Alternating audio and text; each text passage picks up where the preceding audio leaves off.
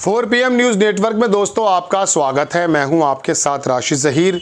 Canada की सरकार ने, वहां के अधिकारियों ने, वहां के अखबारों ने भारत के मीडिया को गोदी मीडिया कह दिया। सुलग गई गोदी मीडिया के यहाँ पे जो भी ANI के वगैरह तमाम लोग हैं, उन्होंने कहा इकट्ठे हो जाओ और उन्होंने हमें गोदी मीडिया कह दिया है, उनके खिलाफ बात करो। और अब देश के अंदर कितनी भी नफरतें फैलाते हों, कितने भी वर्गों में बांटते हों, हिंदू मुस्लिम 24 घंटे करते हों, देश की अखंडता पर खतरा बनते हुए दिखते हों, इकट्ठे होकर के कह रहे हैं विदेशी मीडिया भारत पर आक्रमण कर रहा है। अब सारे के सारे भगत सिंह बने हुए हैं। खबर बहुत इंपॉर्टेंट बताने जा रहा हूं दोस्तों, लेकिन उससे पहले थोड़ा सा ये जान लीजिए कि रोज़ाना नहीं, हर साल ये भारत का जो मीडिया है उसकी जो रैंकिंग है वो रोज़ाना धसती जाती है। हर महीने हर साल धसती जाती है। उस पर तो फिक्र हुई नहीं, इसको सिमता प्रकाश है, ANI की डायरेक्टर है गालिबन। लेकिन जब कनाडा की तरफ से इसको गोदी मीडिया कहा गया, उसके बाद इनको आग लग गई। इन्होंने कहा रजत शर्मा, कलीपुरी सब इकट्ठे हो जाओ और आकर के बिगुल फूंक दो, देश पे हमला है, तमाम चीज़ें। अब मैं आपको वो तमाम चीज़ें दिखाऊंगा, लेकिन उससे पहले एक पत्रकार ने इनके बारे में कुछ लिखा है, वो देखेंगे आप।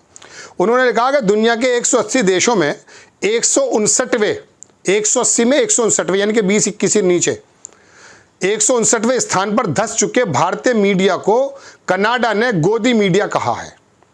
इस पर मोदी सत्ता की सबसे बड़ी चापलूस ANI की सिमता प्रकाश की सुलग गई। ये शब्द इनके हैं जो मैंने भी पहले कहे थे। सोशल मीडिया ने गोदी शब्द को पूरी दुनिया में फैला दिया है। वजह साफ है, मोदी सत्ता के खिलाफ गोदी मीडिया एक शब्द नहीं सुनना चाहता। रिपोर्टिंग भी इतनी घटिया कि रॉ के एजेंट विकास यादव की रंगदारी के मामले में बीते दिसंबर को हुई गिरफ्तारी की खबर ही गायब है। अब जबकि अमेरिका ने बंबू डाला है तो गोदी चैनल वाले बिल बिलाकर इस्लामोफोबिया का जहर फैलाने में जुटे हैं। बड़ी अच्छी बात। अब गोदी मीडिया RSS के खटमलों को जहर परोसता है, बाकी दुनिया भारत के मीडिया पर थूक रही है। अब ये तो मैंने आपको बता ही चुका हूँ कि किस प्रकार से वो कर रहे हैं, लेकिन सिमता प्रकाश का तमाम वो आया है।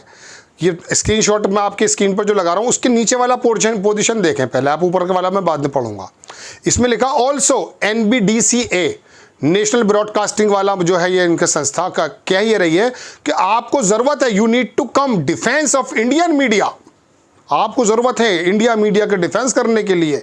बीइंग टारगेटेड, जो टारगेट हो रहे हैं like this just doing their job in democracy. लोकतंत्र में काम करने की वजह से हमें जो वो कही, ये लोकतंत्र में काम कर रही है। ये मोदी जी से सवाल पूछने बैठी थी, सारे सवाल ही प्री प्लान्ड, कोई ढंग का सवाल नहीं पूछ पाई। पूरी नीचे लिखती है वो रजत शर्मा अनुराधा प्रसाद, ये न्यूज़ 24 वाली है। हैरत की बात ये, कांग्रेस का आदमी इसका हस्बैंड है कलीपुरी, चैनल 18 का Rahul Joshi, all our new organiser are being targeted, ये कह रही है सिमता प्रकाश। आगे क्या लिखती है, India editor guild, why are you silent, क्यों silent on the matter of the Canadian document on foreign interference which name Indian journalist including me, उसको भी घसीट लिया है। Who is the part of the IEG? Are Indian journalists going to be accused by the, वही बात जो मैं कह रहा हूँ कि आप लोगों की, आपको करा जा रहा है, ये हो रहा है, वो हो रहा है। तुम ढंग का रोल तो अदा करो। हम कनाडा से निपट लेंगे। कनाडा से निपटने के लिए हमारा विदेश मंत्रालय सक्षम है, वो काम कर रहा है। आपकी औकात, आपकी पोजीशन तो दरअसल हर साल जो आता है इंडेक्स, उसमें पता चलता है कि आपकी डेमोक्रेसी के अंदर जो आप पत्रकारिता कर रही हैं या कर रहे हैं आप लोग, आपकी हकीकत क्या है। आप लोग तांत्रिकों का वो चलाया करते थे, अब मोदी जी का चलाते हो। बहराइच के अंदर और राजस्थान के अंदर और मध्य प्रदेश के अंदर वो अमन चोपड़ा नाम का व्यक्ति जो बदमाशियां करता है, जो खुलेआम दिग्भ्रमित कर करके दो वर्गों को लड़ाने की बात करता है, रोज़ाना हिंदू मुसलमान करता है, ये डेमोक्रेसी का काम कर रहे हैं आप। जब आपको गोदी मीडिया पुकार दिया और तुम्हारी हकीकत और औकात बता दी, बाहर के लोगों ने, बाहर के अखबारात रात दिन छापते हैं तुम्हारा ये झूठ। आप ईमानदारी से बताइए, आपको खबरें कब पता चलती हैं? आपको मालूम है कि 18 या 29 फ्लाइट्स इंडिया की, अभी पता चला होगा आजकल, 4, 5, 6 दिन पुरानी बात बता रहा हूँ, उतार ली गई हैं। और कोई बंदा वहाँ पर मेल भेज देता कि इसके अंदर बम है। कहाँ कहाँ उतारी गई, लुफ्तानसा में और अमेरिका में और शिकागो में और कनाडा में, जना कहाँ कहाँ बताया आपको। ये बताया कि वो गिरफ्तार हुआ है, कौन है वो। अगर उसके अंदर मोहम्मद मुस्तकीम होता ना तो अब चीख रहे होते ये। तो ये तो इनका आलम है। जब ये गोदी मीडिया, एक तो बल्कि वो लड़का है राहुल गिरोवर करके कुछ, मैं भूल गया उसका नाम, आज तक के लल्लन टॉप पर बैठा हुआ ये कह रहा था कि पूरे साल या 2 साल या 5 साल का डाटा निकाला, 87% तो तुमने मोदी का गुणगान किया। एक प्रेस कॉन्फ्रेंस करने की हिम्मत नहीं तुम्हारी। कैसे खाते हैं आम? आपको डर तो नहीं लगता?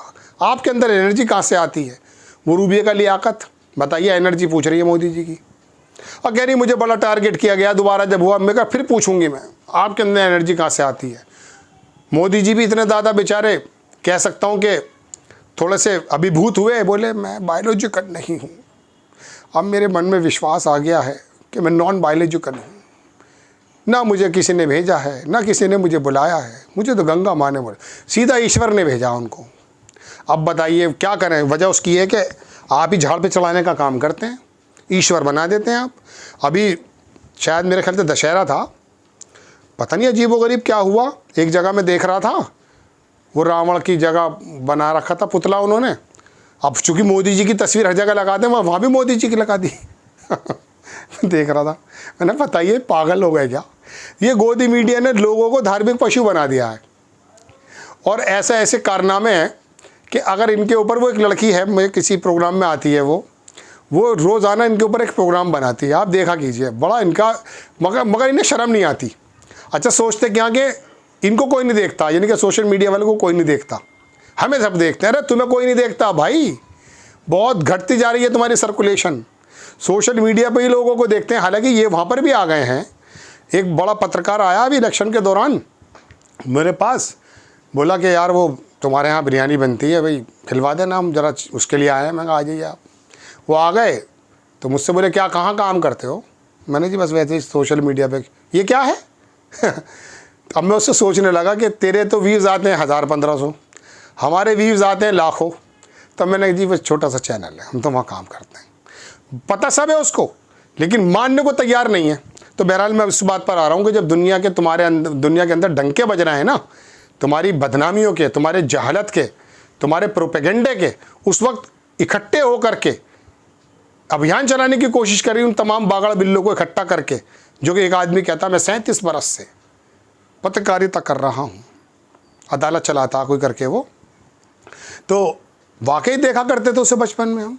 लेकिन फिर उसके बाद ऐसा वो रोज़ाना एक नया आकर के बात करता है, जामा मस्जिद के पास जो ये एरिया है, यहाँ कोरोना स्प्रेडर हैं, ये लोग देखिए ये ड्रोन से लिया गया कैमरा है।